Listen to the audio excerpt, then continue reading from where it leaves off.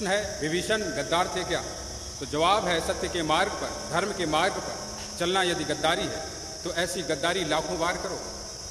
गहरे कारण है विभीषण को गद्दार कहने।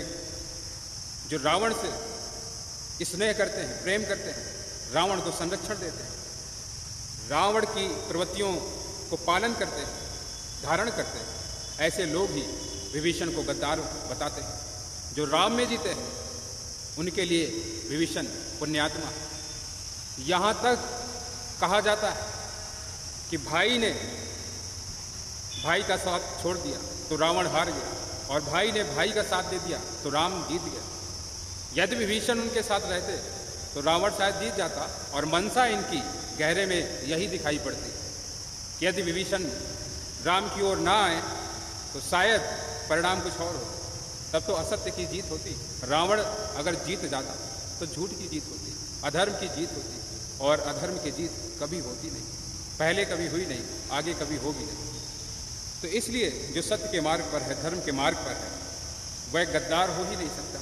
गद्दार कहा जाता है धंधे के कारण, क्योंकि जो सत्य के मार्ग पर चलता है उससे धंधे पर चोट पड़ती। तो कहते हैं लाखों देवी देवताओं का आवाहन किया गया, यहाँ लाखों देवी देवता मौजूद हैं, दान दक्षिणा चढ़ाओ, दान करो, क्योंकि ये पैसा हम नहीं लेंगे, ये पैसा तो देवियों देवताओं के लिए है।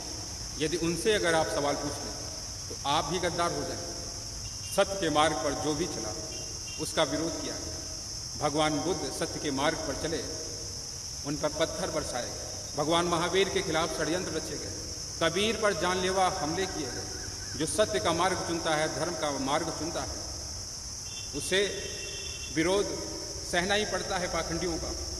और जो पाखंडी हैं, रावण प्रेमी हैं, वही विभीषण को भी गद्दार बताते हैं, क्योंकि विभीषण ने तो धर्म का रास्ता चुना। होना तो ये चाहिए था कि विभीषण का सम्मान किया जाना चाहिए, लेकिन विभीषण को गद्दार बताया गया और विभीषण को अपमानित किया गया। और फिर राम के साथ तो एक ही भाई है, लक्ष्मण। रावण के साथ तो अनेकों लोग थे। 1 लाख पूत, 1.25 लाख नाती, तारावण घर दिया न बती।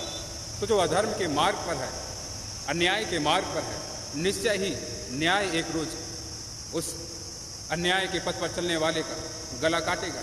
आप भी जिस दिन सत्य के मार्ग पर चलेंगे तो पाखंड के खिलाफ बोलेंगे, और पाखंड के खिलाफ जब बोलेंगे तो जो धर्म के नाम पर दुकानें चलाते हैं उनके धंधे पर चोट पड़ेगी, और वो भी आपको गद्दार कहेंगे।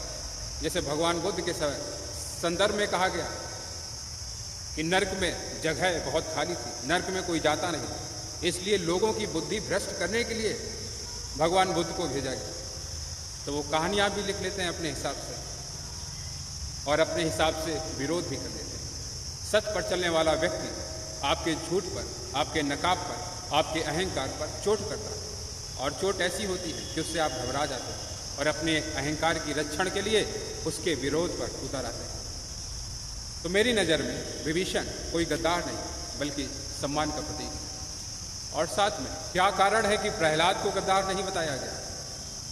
हिरण्यकश्यप के भाई हिरण्याक्ष का वध भगवान हरि ने किया, और अपने भाई के बदले के लिए भगवान हरि से हिरण्यकश्यप ने दुश्मनी कर ली।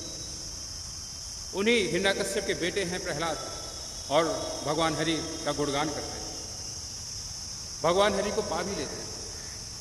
लेकिन प्रहलाद को गद्दार नहीं बताया गया, रावण के भाई विभीषण को गद्दार बताया गया। इसके बड़े गहरे कारण हैं, इस पर मैं फिलहाल नहीं बोलना चाहता। आप समझदार हों तो इसे समझना, क्यों विभीषण को गद्दार बताया और प्रहलाद को गद्दार नहीं बताया गया। इस सभ्यता ने, इस संस्कृति ने, धर्म ने, विज्ञान ने राम के कंधों पर बैठकर आसमान को छुआ, और मेरी समझ यही कहती है जो राम की ओर बढ़ रहा है, राम की शरण में जा रहा है, उसे भी ऐसे शब्दों का सामना करना पड़ेगा।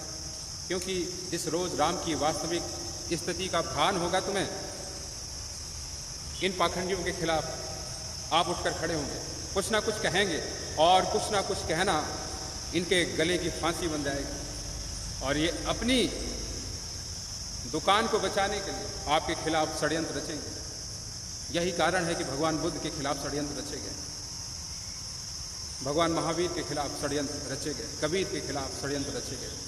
तो जब भी राम की ओर आप बढ़ेंगे तो फिर गद्दारी, अधार्मिक, और राक्षस ऐसे तमाम शब्दों को सुनने के लिए तैयार रहिए। यदि वास्तव में राम की शरण में जाना है तो फिर इन शब्दों से भी प्रेम करना सीख लीजिए, क्योंकि राम की जो वास्तविक स्थिति है उसके संदर्भ में अभी आपको कुछ पता नहीं। रावण के प्रति सहानुभूति रखने वालों की संख्या सर्वाधिक है, राम के लिए जीने वालों की संख्या बहुत कम है।